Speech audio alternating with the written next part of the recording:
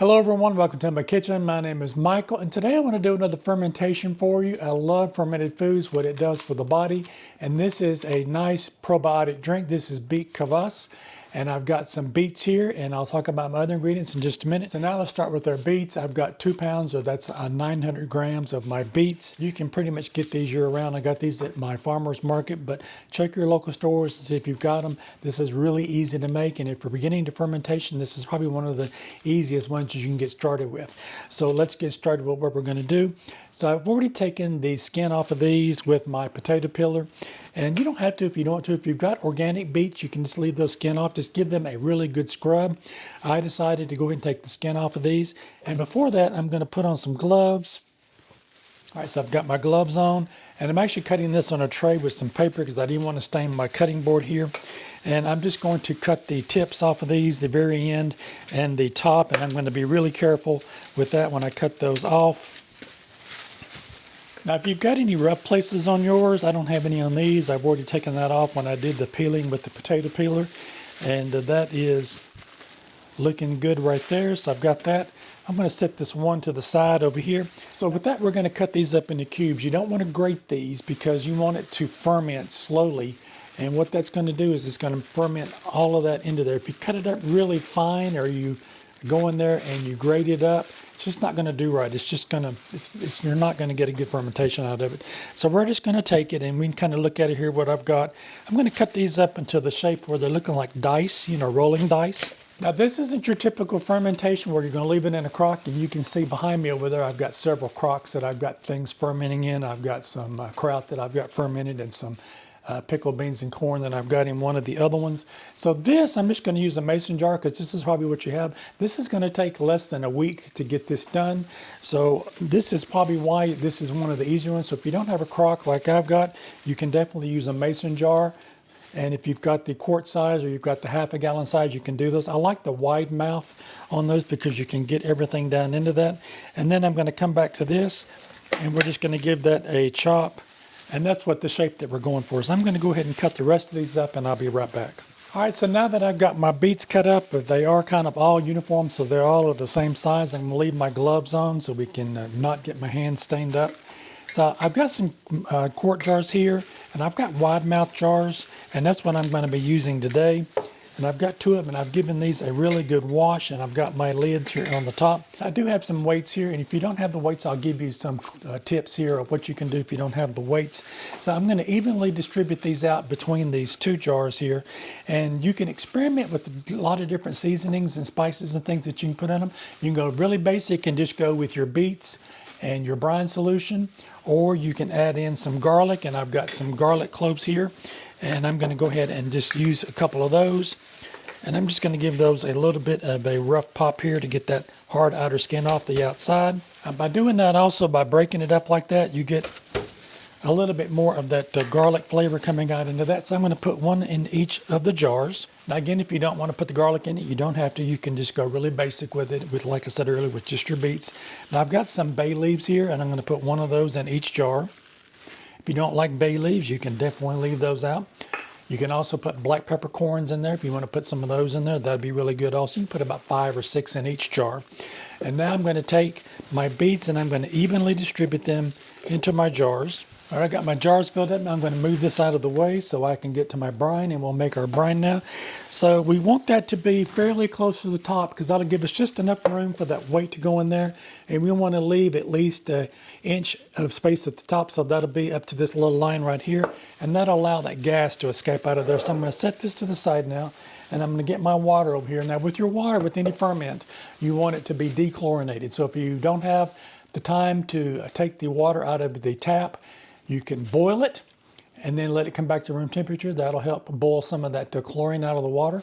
You can take this out the night before and just put a towel over the top of it just to keep anything from getting in it, and that'll evaporate that chlorine out of there. Or you can buy spring water in the store. You don't want to use distilled water because distilled water, there is some nutrients in that will help the fermentation along, so definitely use spring water if you buy anything in the store, or some type of filtered water is what we want to use. Now with that, I've got 1 liter of water here. We'll see if we need to mix up any more, but we're going to start with 1 liter.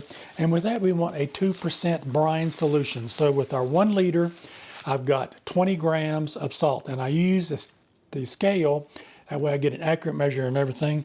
And I'm going to go ahead and put that in just like that. And I'm going to give this a stir around with my spoon. All right, I've got all of my salt dissolved now with that. So I'm going to come in now with my brine, and I'm going to fill up my jars.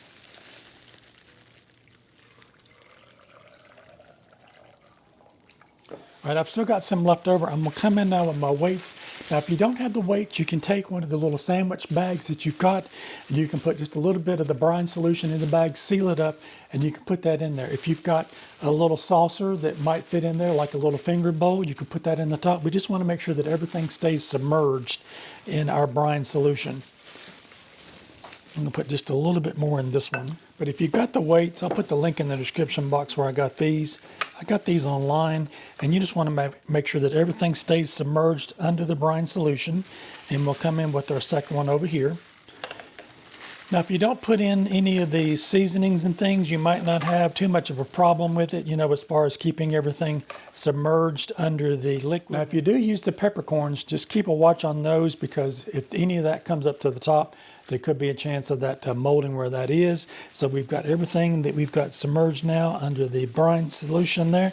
I'm going to go ahead and put just a little bit more on the top of my weights. Now, another thing that we're going to be looking at here is the lids on these. So I've just got regular mason jar lids on these these are the wide rings with the rings on them with the lids.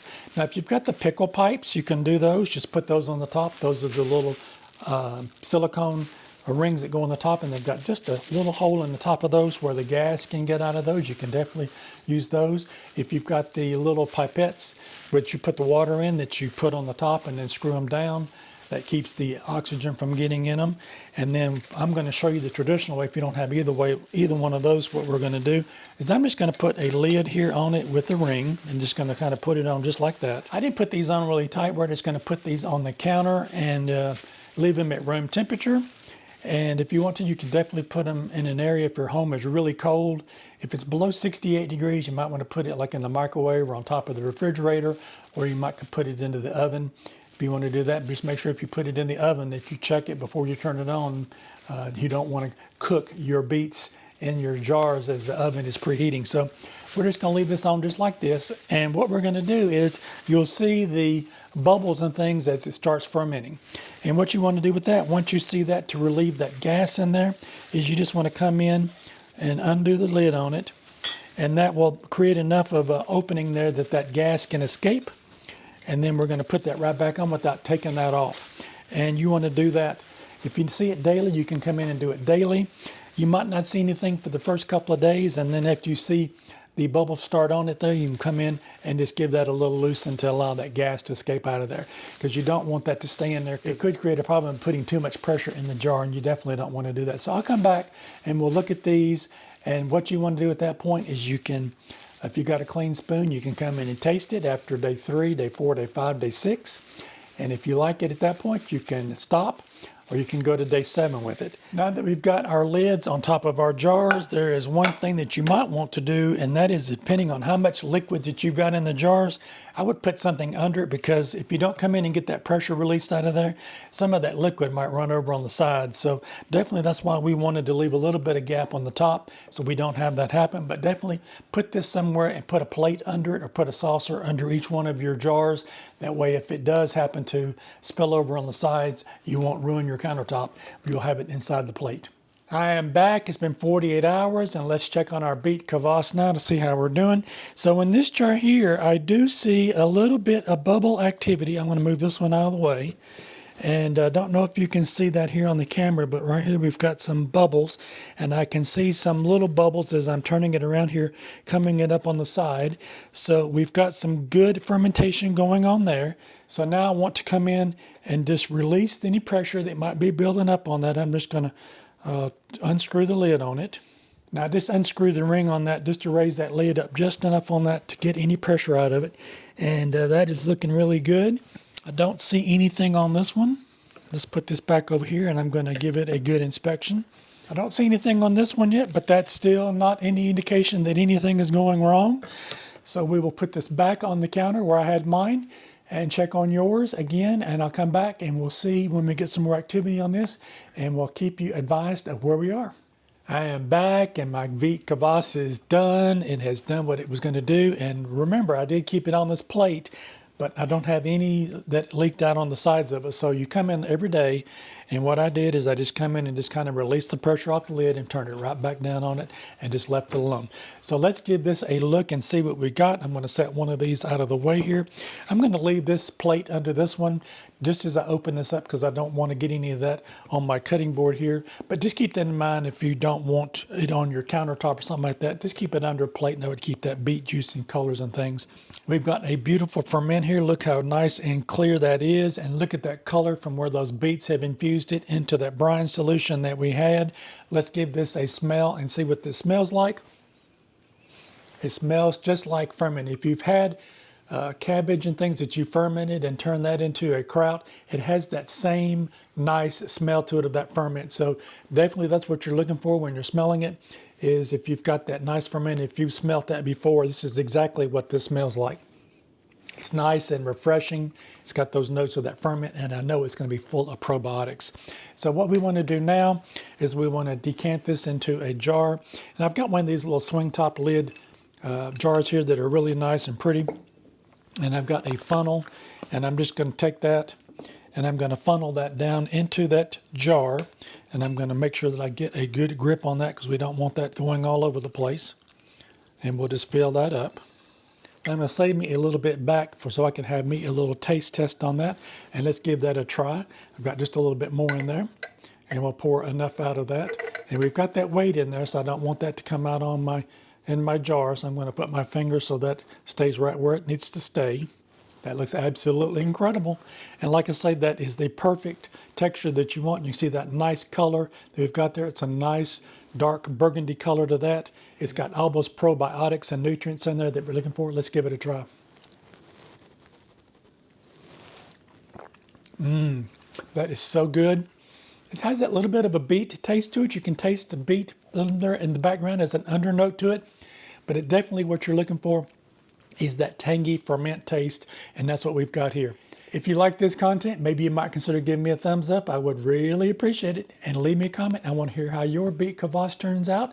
Or if you do something different, definitely leave me a comment. I'd love to hear from you because I'm always about learning new things. And I'll see you in my next video. Bye-bye now.